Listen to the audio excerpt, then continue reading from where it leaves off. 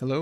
I wanted to make this video and get people's thoughts on portals and if anything should be done about them or if players think they should be a mechanic that stays. I personally prefer a less chaotic game in general, so I'm definitely biased against more RNG portals that feel like they can't be controlled. I also feel like in my games people prefer more tame portals. I do have the random people that love all the prismatic lobbies or halls of 9 from time to time. I'd say sometimes I'm choosing portals based on how much they make me think. For example, choosing a portal where I'm going to get an Ornn item later, or choosing something like God's Grove where I need to think about my traits constantly. I'm making this video because of the recently changed portals, and because as this set comes to an end, we need to evaluate if portals are worth having for future sets. It seems to me that there's been a greater push to add more for fun but less balanced portals lately. I know Mort and his team are probably constantly trying to balance fun and what actually works for a balanced game. Like any game, it's hard to balance the game for casual players and hardcore players. In my opinion, I think portals like Hall of 9 add more for fun elements than balance elements for a TFT game. I think the general consensus from the player base right now is that Hall of 9 adds a little bit too much chaos. Hall of 9 is really pushing the boundaries for adding too much randomness to an already kind of random